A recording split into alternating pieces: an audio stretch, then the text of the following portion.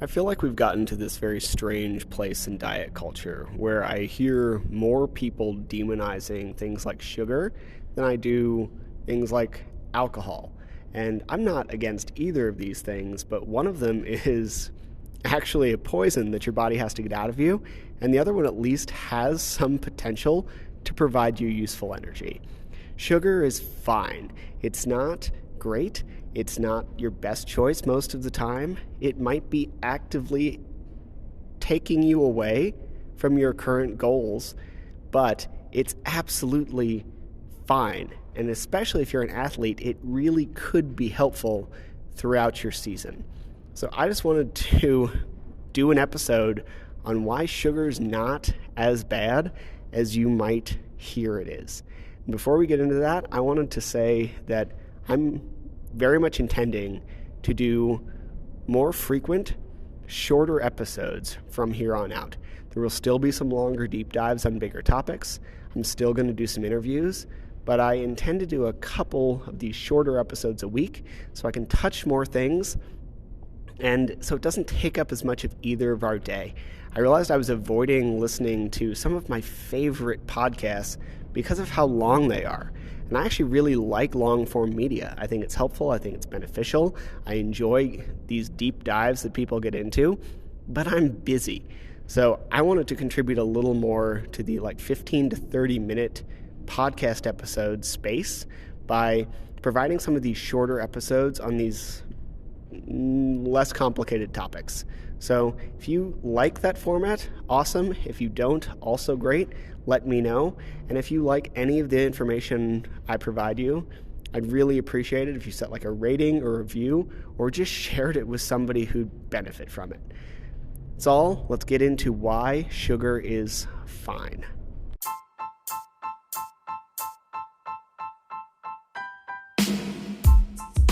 Welcome to the Eat Well, Sleep Great, Run Far podcast. My name is Will Frantz, and I'm here to help you go farther, faster, and longer without injuries, gut problems, or giving up your favorite foods.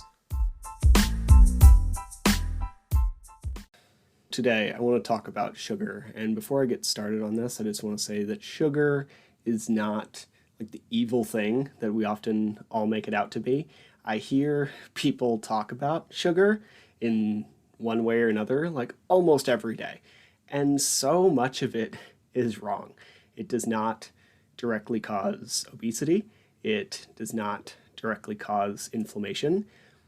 And I'm not saying it's a savior that we should all just binge on, but we should also stop acting like it is the worst thing in the entire world. Before I get started, I wanted to say that my schedule's gotten weird again. And I've decided to try to do more live videos in this group, more often, and have them be shorter. So if you don't like this format, please let me know. But this will lead to probably more information overall, but me not trying to have to set out an hour of my day on whatever day of the week that seems to fit. So it should lead to more overall information and less stress for me. It will also lead to more podcast episodes, etc. So I think this will be better. Again, if you hate this or if we need to do a deep dive on something, we can block it out. But for the most part, I think this will be better. Anyway, let's get back to sugar. I don't know how I got into the position of defending sugar. It's a weird thing being a coach who cares about the truth. I don't eat a lot of sugar. I don't like candy. I don't have a big sweet tooth. I will eat an entire tray of brownies, but beyond that, and some ice cream, but beyond that, it's not a thing I have a big craving for. And as a result, I feel very strange trying to defend this thing that I don't really care about all that much in my personal life. But I think I see so much misinformation put on about this, and I just wanted to share in hopes that it might help someone, because it would have helped me when I was younger.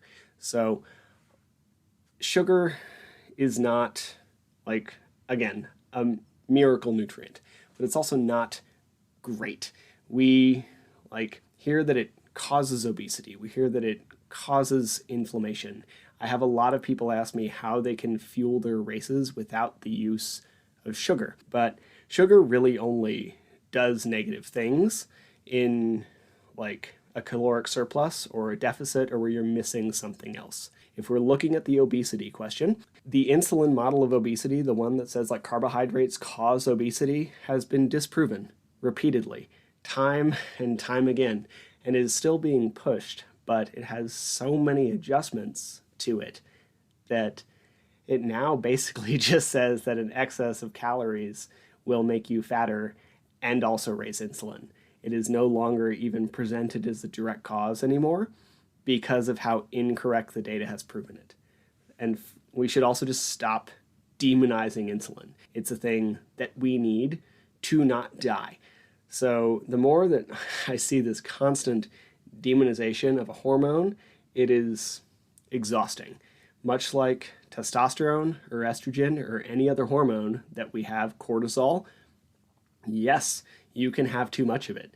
And for example, if your cortisol levels are constantly elevated, then you're going to be stressed and tired and kind of not a great person to be around.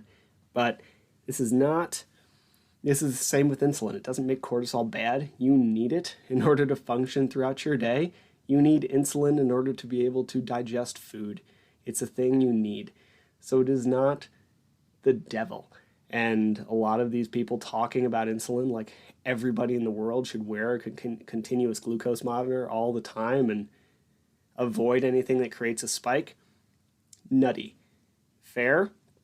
Probably would be good if we all like got an insight of what those foods were for each of us, but we should also stop treating it like it's terrible.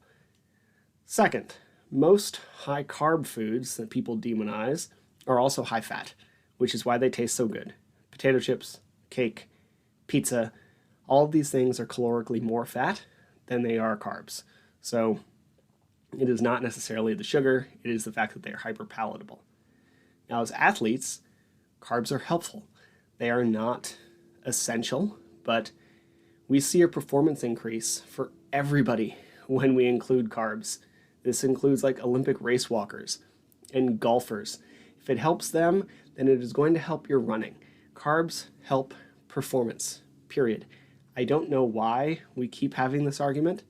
You can perform without them. Some ketogenic scientists like Dom D'Agostino have done a 500-pound deadlift at the end of a 5-day fast. It doesn't mean that he PR'd his deadlift. He is just a very strong human being and can deadlift heavy under less than optimal conditions. Carbs are helpful. You can perform without them, but you don't need to, and I don't think anybody should make you feel like you need to. Also, most athletes I know who go really hard into the low carb thing do not repeat success year after year after year. They stay high level athletes, but you rarely will see them string like years of wins on each other. And a lot of that is probably because they leverage the hell out of cortisol for a big performance year or two, and then we end up like seeing that subsequent dip as a result.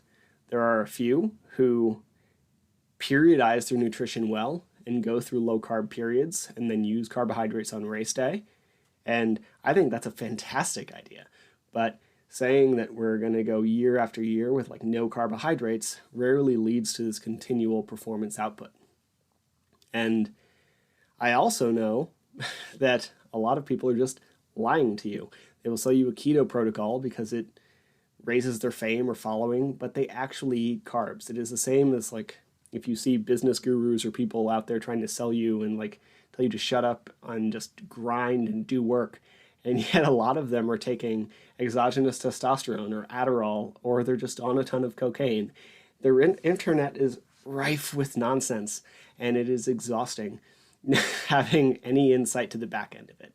So yes, we should not binge sugar all day long, but it is not like the demon nutrient. And if you are constantly underfueling by limiting an entire food group, then you're probably going to get hurt or over-leveraged or overtrained. We see this large influx right now of RED-S, relative energy deficiency in sport. And some of that comes to this underfueling. And I'm not actually sure there's a big increase in it compared to past times, but I do think that we are seeing a lot, or recognizing it a lot more. And it doesn't need to be this big over-leveraged thing in order to start down that path. We just need to be underfueled a little bit on a regular basis for the activity we're doing, and you might lead towards overtraining. Anything that is going to push you down this overtraining, overworking system that's going to get you hurt, I'm not a fan of. To be clear, there are people out there like Jeff Browning, and he's reduced carbs. He does this whole optimal fat metabolism thing, but he still uses carbs during his races. And again, this is a very good example of how we focus on one thing and then completely ignore the other. He uses a lot less carbs than some people, and he only started that because he was having gut issues. But he feels really good. He's put in the work to build that fat metabolism, and now he still uses carbs in his races, just less than other people, right? So we need to find this middle ground of what might work for you. Carbs should apply to, or be applied to your current, relative, whatever activity and intensity level. If you are not very active at this phase in your life, then you probably don't need that many carbohydrates. If you're more active, you'll benefit from a higher percentage. And if you're doing more intense work, you'll also benefit from a higher percentage. Like almost all high-level endurance athletes, and we're talking like professional marathoners, eat hundreds of grams of carbohydrates during and around their race day. Now, you probably don't need 700 grams of carbs per day during any part of your training, because you're not Eliud Kipchoge, but you'd probably benefit from an increase. And if we see this proportional to your activity level, then great. Now, let's get specifically into sugar and why this has been so demonized. For one, poorly done studies like epidemiological studies and other things, like just people collecting not great data, have connected things like sugar to obesity. Not completely true. For one, we'll just disprove that really quickly. Our sugar intake has actually gone down since the early 2000s, and yet obesity has continued to rise. So it cannot be the primary cause. Now, we also see things like inflammation, which again, only really comes in tie when we're taking in a caloric surplus. A lot of the things that you can see that are negatives of sugar comes because sugar comes and replaces other nutrients in someone's diet. For one, whole foods that have fiber in them. So a lot of the negatives from sugar intake are pretty equally attributable to a lack of fiber or other nutrients. If you're mainlining sugar and we're comparing equal calorie diets, then you're not getting your carbs from somewhere else. So whereas something like fruit might have a ton of sugar, you are not getting any of the nutrients or fiber from that. We're looking at a replacement, and you were lacking as many good things as you were adding what we might call a negative thing. If we take studies where they have an equal calorie, equal macronutrient diet, they make sure that all your nutrients are good, and then they swap out some of the, let's call it less helpful carbohydrates. So if we swap out rice for just sugar, then we don't see a lot of these negative effects. A lot of the reason some people have issues with high sugar stuff on race day is completely due to lack of hydration. So if you take a GU, and if you read it, it'll tell you to take it with, I think, 8 ounces of water. And the reason is because if you get that much carbohydrate, like a brick, in your stomach, you're likely to feel sick. You need to dilute it. And if you're dehydrated, you're not going to be able to digest it very well. It's going to sit there and it's going to make you throw up. And when I have a lot of people go through their nutrition stuff, we realize how much they've been underhydrating for something like an ultra. We talked about this in the past, and we can dive into it again, but however you hydrate for something like a marathon, it is a shorter effort. The longer you go, any hourly level of dehydration is going to stack over time. So if you are dehydrating a little bit every hour and your ultra takes you 12 hours, if you did a 4-hour marathon, that level of dehydration would have been okay. If you do an ultra and it takes you 12 hours, that relative level of dehydration per hour will stack up by that hour 12. You're going to be quite dehydrated, and you're not going to be able to digest this sugar. So we need to make sure that our hydration's on point through something like a sweat test or lots of experimentation or a reasonable amount of both. And then if we look at like the people who want to do nothing but whole foods, we see an imbalance here because something like a potato can actually raise your blood glucose even more than pure sugar. So I don't really see the difference between something like a potato at an aid station and a gel if we're looking at a pure like fueling perspective. Yeah, potatoes have a lot of potassium, they have some fiber in them, they're a good whole food. I think you should probably eat them, but they are functionally very similar to a gel packet when it comes to fueling your race day. So why we favor one over the other partially is going to be because of how it sits in your stomach. Potatoes are going to digest a little slower, or try to digest a little slower. So we're not going to see necessarily, or in your stomachs, they're going to break down a little slower. So we're not going to see this big thing. And then when they exit into your small intestine, you're going to see this big glucose spike. Whereas something like a gel is going to try to break down immediately because that's what it's designed to do. And then you're going to get this sickness feeling. So this is a lot of the issue that we're seeing. It's just not quite a full understanding of how sugar works.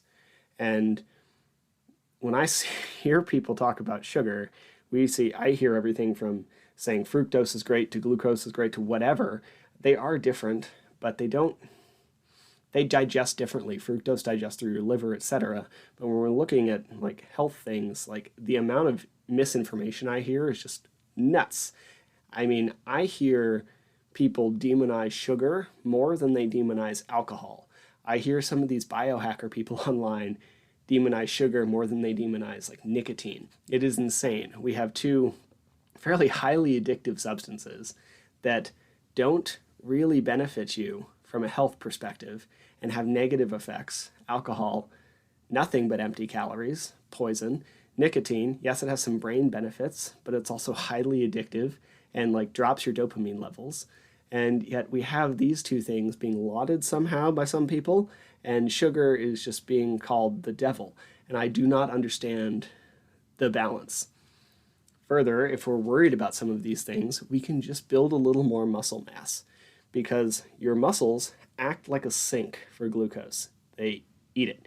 And if you have some more muscle mass, then you can get away with storing more glycogen. So you can eat some of that sugar and it will go into your muscles where it needs to go.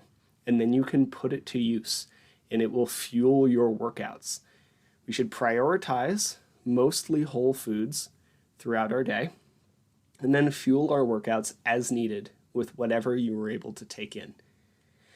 And I will say, from a personal perspective, I am just started a bit of a diet to try and lose some fat, and purely aesthetic reasons, I've been open about this. And for me, it is very clear how much these like hyperpalatable foods make a difference on your taste buds. I can eat an entire pizza and a beer, and that's about 2,200 calories. And yet the lunch I made yesterday was like 3 times the size of that, made of like rice and quinoa and vegetables and like meat. And it was really difficult to eat because it was 3 times the size of that, and yet it was a half of the calories of the pizza, and it was really difficult to eat even each portion in a timely fashion. So whole foods will help largely because of their satiety. It has very little to do with their sugar breakdown or whatever. So I will also hear people talk about things like whole natural sugar, like maple syrup or molasses or honey, versus processed sugar. And there just really isn't much of a difference. There are some small micronutrient benefits to your natural sugars. Like molasses has a ton of potassium, but from a caloric perspective and an inflammation and an obesity perspective and a performance perspective, they're all the same. So one sugar isn't necessarily better than the other on all of these fronts. They are the same. So Now that we've talked about how sugar isn't the devil, I will say that some people take it too far in the other direction. Someone who's training to just like finish their first 50K and not training all that much and not training all that hard and just trying to build some volume on their feet. And yet, if they immediately decide to consume like 500 or 600 grams of carbs every day because they read something where you're supposed to consume 10 grams of carb per kilogram of body weight, that's too much. Like, that is the ratio for professional marathoners as they are peaking and going into their race. It is not a one-size-fits-all thing. We still needs to fit you. I have absolutely justified less than ideal food habits during training. And some of that is an overreaction to years of underfueling myself and getting injured. But ideally, we would find this balance, make sure we fuel enough, and not stress too much about where it comes from. There are so many people who seem to think you are going to blow up if you even think about like running without fueling. Like, you might not need to fuel a morning effort under an hour because you probably had dinner and your glycogen stores are still full. Arguably 90 minutes, but that 30-minute windows where things start to get weird. So if we're being safe, we'll call it 60. And you might get a little more of a hard workout if you do fuel it, but we're not going to call it strictly necessary. And if you dive into any dietitians like deeper posts, they will say that. But fueling shorter morning workouts is basically a measure of insurance, where like much like running in the morning or doing your workout in the morning is a measure of insurance to make sure you'll get it done. If you go work out in the morning for an hour and you don't fuel it prior and you make sure you get your post-workout meal, you're going to be fine. But a lot of the time we'll run out of time and forget, and then we end up in a hole that we're trying to dig out of later in the day. And that is one of the main reasons why we should probably fuel everything, to make sure we don't end up in that hole. But if you're pretty diligent about doing your thing for an hour and then getting food pretty directly after to get a jump on your day, great, you're good. And then finally, there is the inflammation thing. I hear a lot about sugar being inflammatory, and I've said this in the past, and I have learned better over the years. Sugar is not inherently inflammatory. There are exceptions. There are always exceptions, and this is one of the issues with making short posts like this on Instagram or seeing little TikToks or whatever. But like if you have IBS or IBD or like ulcerative colitis, then you might have sugar be pretty inflammatory to your system because you have something about you that is causing this to be bad. And even then, it is very specific types of sugars. But the safest way to avoid it is to just not eat any of them, right? And then you're almost certainly going to feel better because you've removed the ones that cause you problems. But you could also go through the annoying process of a low FODMAP protocol where you cut all this stuff and then start to add some of it back in and figure out what actually works for you. That is the actual system you probably need to go through. And for some people, they might find that they end up with a very limited diet. But it is not an inherently inflammatory thing, especially if you don't have other stuff going on. There are so many things that we could talk about inflammation, but I'm already running a little longer than I intended to for this like shorter format. We can talk about fat or omega-3s or whatever later, but I will add a little bit of personal anecdote to this. When I was originally getting into fitness, I experimented with a lot of diets. Like I did blood tests, and then I tried a diet, and then I did more blood tests, and then I tried another diet, and I wanted to see what it did to me. And one of the ones I tried was a like very high carbohydrate, very low fat, sub 10% fat diet. And that resulted in really high markers of inflammation on these blood tests. And this caused me for years to think that high carbohydrate diets were pretty inflammatory and they led to an unhealthy response and all of these things. And turns out in retrospect is just because I had no hormone response because I was starving myself of essential fat. If your diet isn't comprised of at least 25% fat, your hormones are going to take a hit. And then, of course, you're going to be inflamed because you have no hormonal response. And this is one of those things where if you only have a piece of the data or you only have like a little chunk of it, you can get very biased one way or the other. But if we look at the overall picture of what we know from years of systemic studies and all sorts of other stuff, we can get a much better idea of how to make general recommendations. Now, again, if you're doing something and it works for you, if you struggle with sugar cravings and you know that like one bite is going to lead you into a binge, then maybe you don't eat a ton of it. Like for me, I've gotten a lot better at most of my trigger foods, but brownies still on there. Like if I have one, I'm probably going to have 5. And so I just don't eat them very much. And again, that's not a sugar thing. That is a sugar, fat, and chocolate thing. But look, at the end of the day, I really don't care if anybody ever eats sugar again. I have no stake in it. I have had a lot of conversations with people in person with the advice that's basically, hey, an easy way for you to hit your goals would be to greatly reduce your sugar intake because you seem to have no off switch.